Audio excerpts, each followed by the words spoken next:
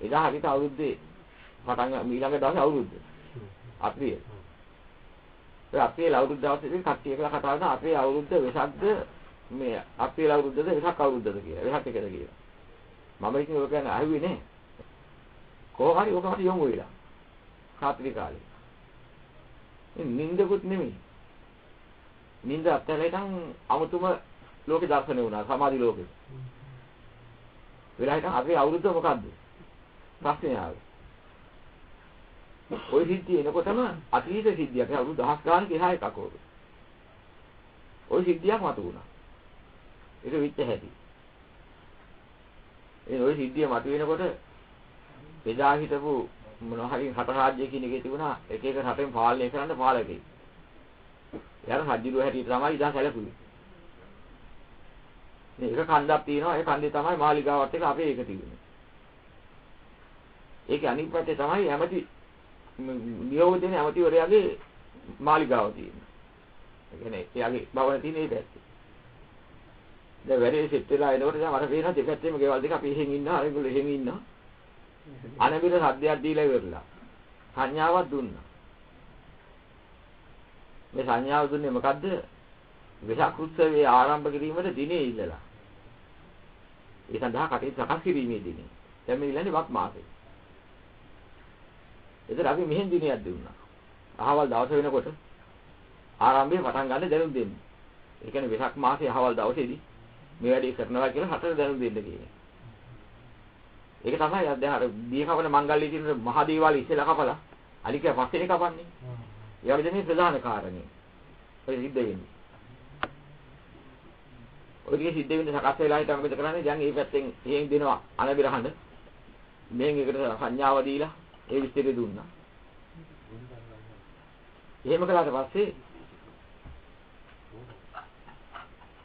දැන් ඉතින් අනබිර සංඥාව දුන්නාට පස්සේ මේ දිනයක් දෙනවා.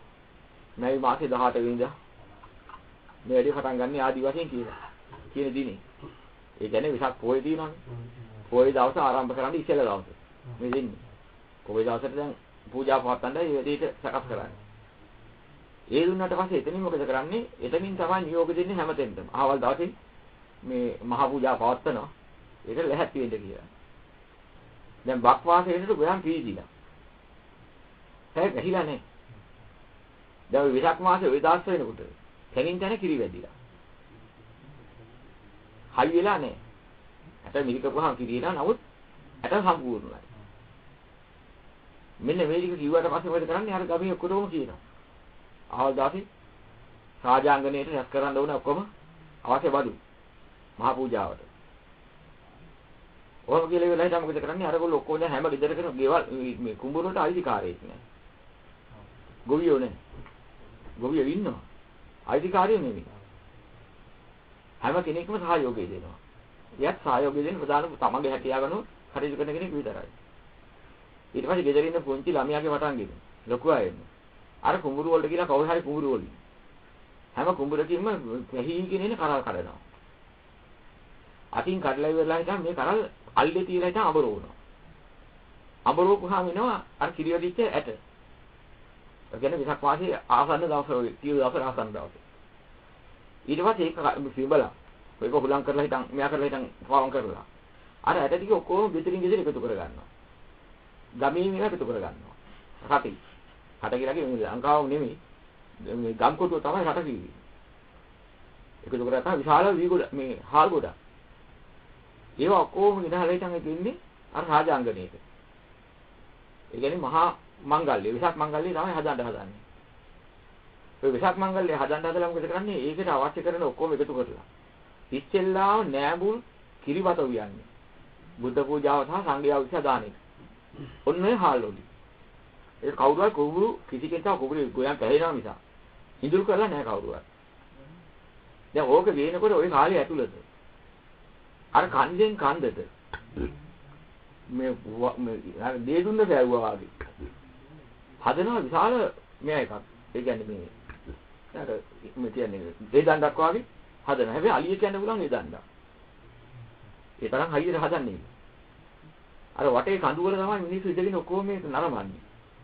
මහ පෙරහැර නරඹන්නේ. එහෙම තමයි හදන්නේ. ඊට පස්සේ අර කිරි වත වියලා ඔක්කොම සකස් කරලා මේ ඒ හැරේ කුඹුරු හාන්න ගත්ත හොඳ මීහරකුන්ගේ තරුණ මීහරක් දින්නේ හොඳට නාවල සුද්ධ කරලා සරසලා ඒ දෙන්න තමයි මේ දානි ගෙනියන්න ගන්න. ඉතින්ලා සංසිවිගේ කියලා හදනවා රත්තරන් වලින් හදලා තින්නේ මේ දානි තැන්පත් කරන එක. ඒක යට රෝද තියෙන ඔක්කොම දාලා හිටා නගුල වගේ දාලා හලක් දෙන තමයි ඇදගෙන යනවා. අමාරුවක් එකක් නෙමෙයි. එහෙම තමයි දානි ගෙනියන්න හදන්නේ. දැන් ඒ දණ්ඩ දිගේ ඉස්සෙල්ලාම ඉස්සර කරන්නේ ඒක මහ පෙරහැරට. ඔතන පටන් ගෙන මේ පිරිස ඔක්කොම එකලා දැන් පෙරහැරට ලැහැත්ති වෙනවා. බොහොම චිත්ත මහා අමුතුම චිත්තාකර්ෂණීය පෙරහැරක් ඒක. ඊට පස්සේ අග්‍රහස්සේ තියෙනවනේ. මේ හැම එකකින්ම ගත්තේ වර්ගෙන ඉඳලා ඉතින් අවශ්‍ය කරන මේ ව්‍යංජන වර්ග ඔක්කොම හදනවා වෙනම. ඒක වෙනම. අර කිරිවට වෙනම. හදලා හිටන් ගෙනියන්නේ. ඕක හදලා හිටන් යන ඉතින් පේනවා ලස්සනට මැවිලා මොකද මේ ලෝකේ ඉන්නේ දැන්. වෙන ලෝකෙක නැහැ. විශ්වයෙන් එනවා මේ ඔක්කොම සංගීතය. ඒ සංගීත මහ පුදුම සංගීතය. දාද වෙනකම් මට කියන්න බෑ සංගීතය මතක් වෙනවා නිසා. ආවල් සංගීත භාණ්ඩේ මෙහෙම හදක් තිබුණා කියලා. මිනිනද වායි තමයි කියන්න තියෙන්නේ.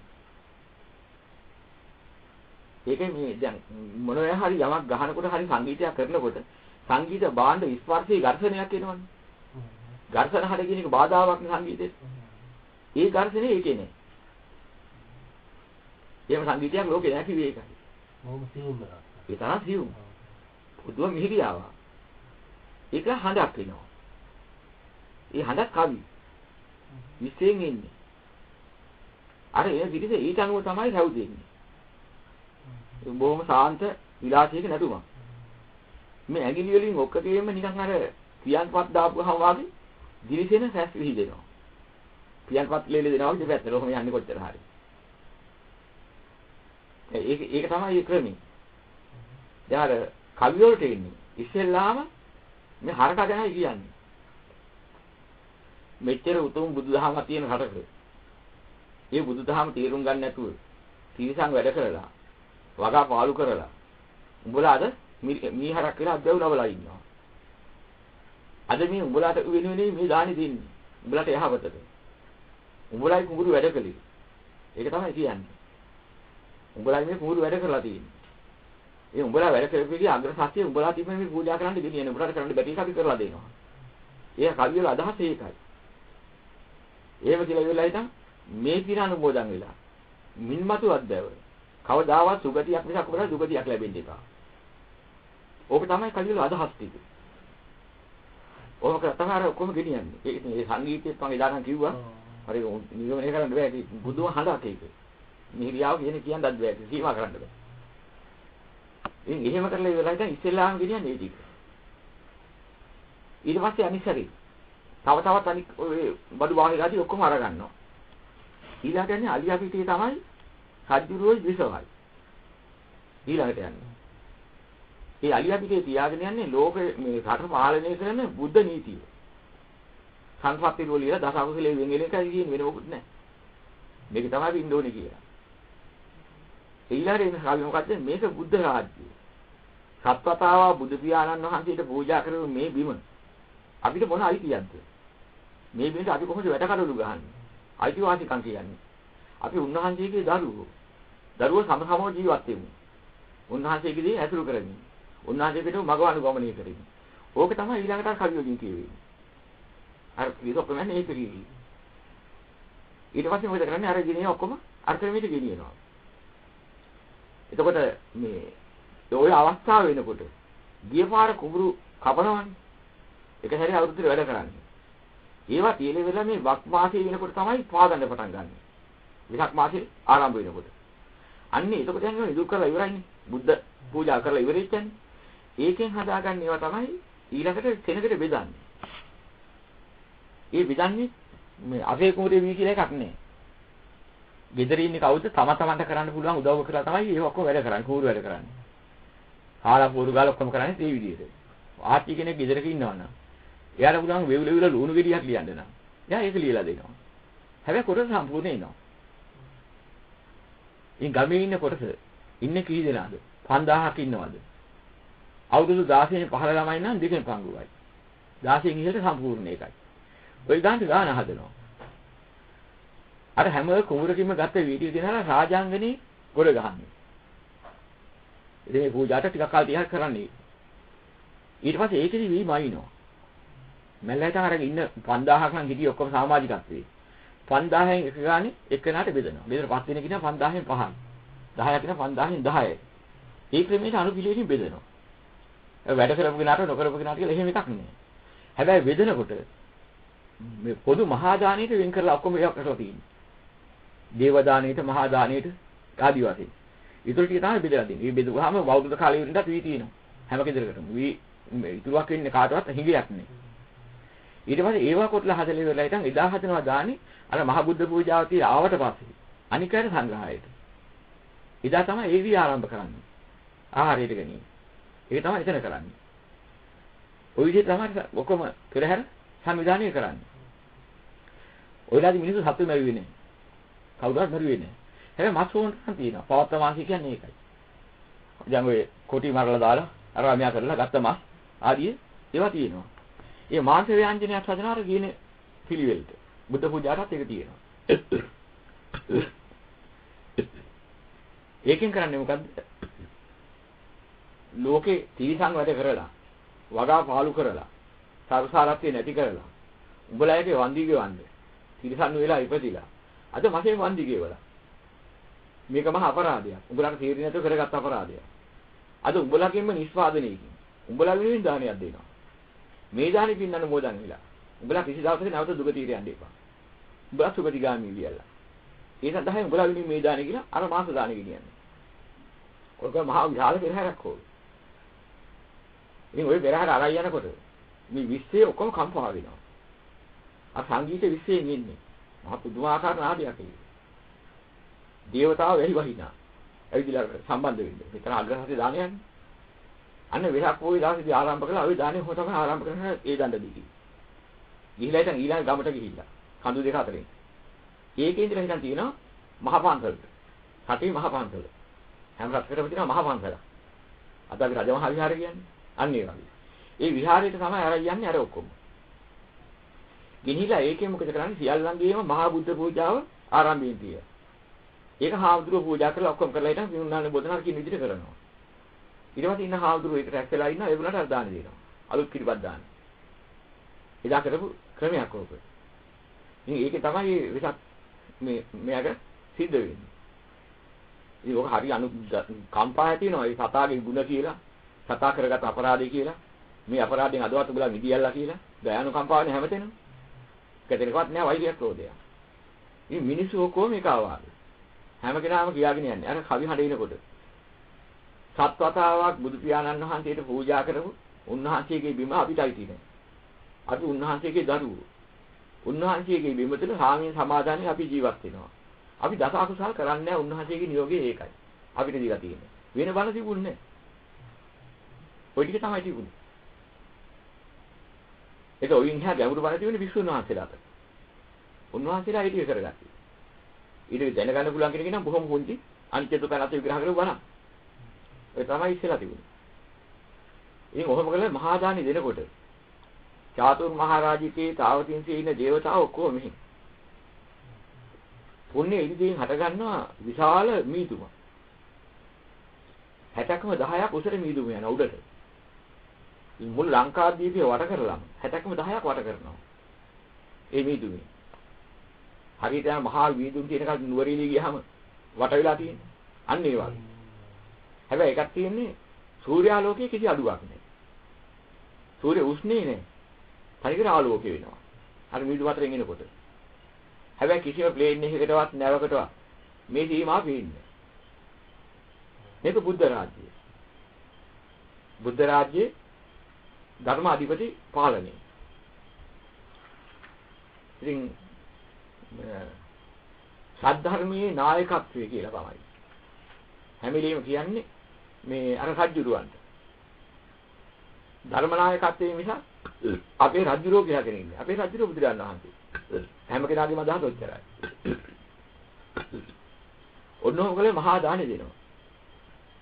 ඒ දානේ දෙයටන් හාමුදුරුවෝ හරියට මෙයා පුණ්‍ය අනුමෝදනා කරලා මෙයා කරනකොට අර ඔක්කොම විශ්වය වට කරලා අර කියන්නේ ලංකාව වට කරලා අර මීදුම හිටියට පස්සේ ඔය තුල කිසිම මිනිස්සෙක් අසත්පුරුෂ වෙලා කරන්නේ නැහැ. දින රෝගියක් ඇතුළට එන්නේ නැහැ. සියල්ලම සමනය වෙලා. අවශ්‍ය කරන ශාස්ත්‍රීය ගස්කොළන් විතරයි මේක හැදුන්නේ. කිසිම දෙයක අඩුවක් නැහැ සයන් ජාතයි. මෙන්න මේ විශ්ව ලෝකේ හොඳම ධර්මදීපය හටගත්තා. ධර්මදීපය කිව්වේ ඒකයි. ඊට පස්සේ එහෙම හටගත්ත ලෝකයක් තුළ තමයි අර දේවතාවෝ ඉන්නේ. හට පාලනය කරන්න අවශ්‍ය නැහැ. කවුරුත් වරදක් කරන්නේ. මිනිහේ කොහේ හරි යනකොට ගලක් පල්ලේ වැටෙන්න ගියෝ. සක්‍ර දෙවියන් තත්ත්ව පිරිසක් ඉන්නවා. දිවසෙන් පේනවා ටක් ගාලා. අපේ ඇතුලේ ඉන්න දෙවියෙක් කෙනෙක් මිනිස්සුන්ට කරදරයක් වෙන්න යනවා කියලා. ඇයිතියේ ගහන මොහොතින් ඇදිලා හක් කරනවා. සැකවටන දෙනවා. බාහිර භෞතික වශයෙන් ඉන්නා වූ කරදරයක් විතරයි වෙන්න තිබුණේ. වෙන ලෙඩ රෝගියෙකුත් නැහැ. මෙන්න මෙහෙම පරිසරයක් එදා තිබුණා.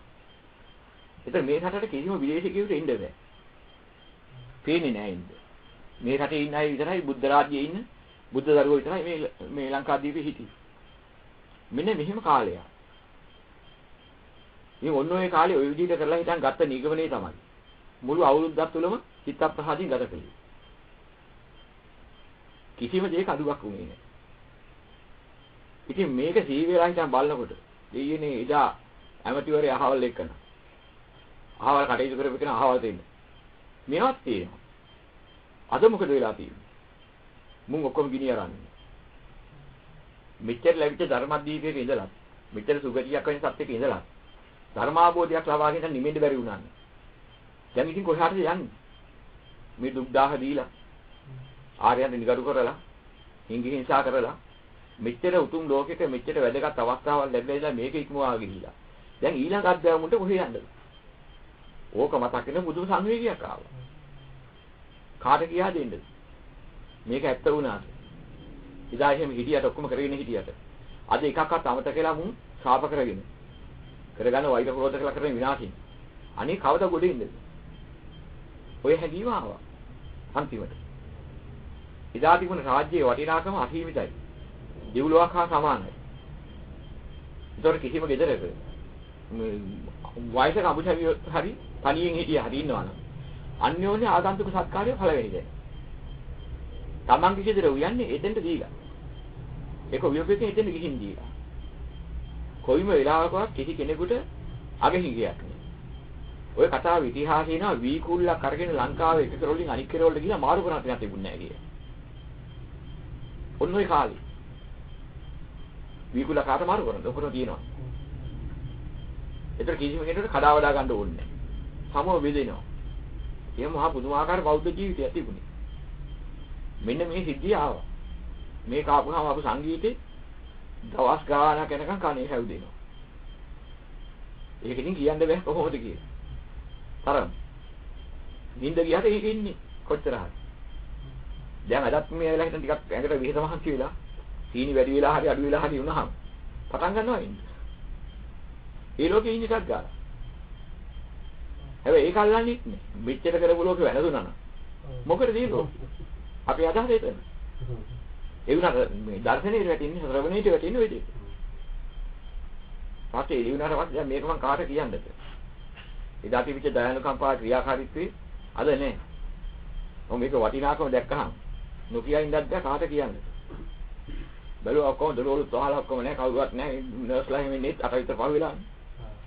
උදේ 6 විතර නැගිටලා හිටන් ඇහැරලා හිටන් බැලුවා යන්තමත් එන්න ඕනේ හැටි. හොඳ ගාගන්න. ඕක කියන්නේ පටන් ගන්න වෙලාවේ මගේ ජීවිතේට ඇලිච්ච නැති ඇඳීමකුයි. කබයි කඳුළුයි හොටුයි වැක්කිරිච්ච තරමත් වෙනා අර වර මිරික ගහ වැක්කිරෙන තරම් අතුවායි පිටුන. ඇයි මෙච්චර වටිනා ලෝකයක ඉඳලා ඇයි මේ මිනිස්සු අහත් පුරුෂ වුනේ? මොන තැනකට යන්නද? ඇයි වටිනා දේ කරගත්තේ නැත්තේ? අද මොකද මේගොල්ලෝ කරගත්ත දේ අපරාධයක හැටි. ඕක මතක් වෙනවා. අර හතුරුකම් කරපු ඒකට තරහක ඉන්නේ. මේ අපේ මිනිස්සු නේද එදා? මෙහෙම සමගින් හිටපු අය නේද? ඒ තත්ත්වේ නේද එදා ආවේ? ඒක වෙනසිලා ගියා නේද අපේ බෞද්ධත්වයේ? ධර්මදීපේ විනාශුනේ ඕකෙන් නේද? අනේ ඊට පස්සේ මොකද මේ ලෝක සත්‍යයට වුනේ කියලා. ඕකේ ඉඳ පටන් ගත්තා ගලවන්න බෑ කොච්චර හරි. මොර දිදී කටහඬිනවා. අඬනවා. කටේ ඔබා ගත්තා දුවයි. මේ නොකියද්ද? කවදාත් මේවා කියන්න හම්බෙන්නේ නැහැ. එදා වෙච්ච සිද්ධියේ සංඥාව. හැංගි මෙහෙම ආවනම් එහෙමද? ඒක නොකියවනම් ඒක එනවා. ඔයම කරලා ඉතින් ඔක්කොම කියලා ඉවරලා ටේප් කරන්න ටිකක් තිබුණේ නැහැ එදා එතනේ. පැයක් විතර යනකම් ඔක විග්‍රහ කළා. විග්‍රහ කරලා ඉවරනකොට ඔළුව ඇතුලේ හිර වෙලා තිබිච්ච එකක්වත් නෑ. තිබිච්ච හැම කැදිලි ඔක්කොම ගැලවිලා ඉතින් ඔක්කොම ඇවිදින්න. සමහරවිට කළු ලප කෑලි වගේ කෑලි ඒවා ඔළුවේ හිර වෙලා තිබිච්ච ඔක්කොම අර තුආයි. තාපේ මී බෙඩි වල කෑලි තිබිලා ඉතින් අරගෙන ඉලා වෙන් කරලා තිබ්බා මේ පරිසරයට දෙන්න කියලා. අපි අර මාතර දුන්නේ මේ ඊටදී මාතර දුන්නේ මොනවද කියලා මේවා බලන්නවත් කියනවන්න. ඒ වොන්නකොම සිද්ධිය. ඊට පස්සේ ඇතුලේ නිකන් කොක්කෝ නිදහස්ලා හිස් වෙලා ගියා වගේ ඔය පැත්තේ මෙහෙ වුණා. මේ විලා වෙච්ච සිද්ධියක හැටි. ඔන්න ඔක අපේ සකුස්සවේ. අපේ ධර්ම රාජ්‍යයේ අයිතිවාසිකම් නැහැ. සමගී සමාදානයේ උපරිමයි. ආගන්තුක සහයෝගයෙන් එකිනෙකාටදී ඉහෙරම වැලියෙන් වැළුවා. ඉතින් මෙහෙම රාජ්‍යයක් තුල අපි බුද්ධ රාජ්‍යයේ බුද්ධ දරුවෝ හැටියට තමයි කටයුතු කළේ. මේ සතුන් කෙරෙහි දයානුකම්පාව දැක්වුවේ ඔය ක්‍රමයට. ඉතින් මේක මහා පුදුමාකාර සිද්ධියක්. ඒ තමයි අපේ ආදි වෙලක් උත්සවය. මේ මිනිසු පිටිපිට ගුණයේ නිසා සොයන් ජාතව වැඩිච්ච එක තමයි අර විදිහට තිබුණේ. ඒ සොයන් ජාත සිරිලක් බීම කියන්නේ කොහොමයි? ආයි ඔක අරවුතු කීයකට කලින්ද කියන්නේ? ඔය කියන ඇටේ අවුරුදු 1500කින් එහා.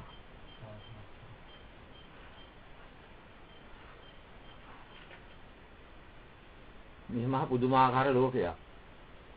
අනේ ඉතින් එහෙම ලෝකයක සාමීන් සමාදානයේ විමුක්තිය කරා යන මග හදාගත්ත පිරිස. අද මොකද මේ එකිනෙකා කාකොටාගෙන කරගන්නේ තරහ වෙලා වෛර වෙලා කරගන්නේ කියලා. ඕක එනකොට මහ පුදුමාකාර කම්පාවක් ඇති වුණා.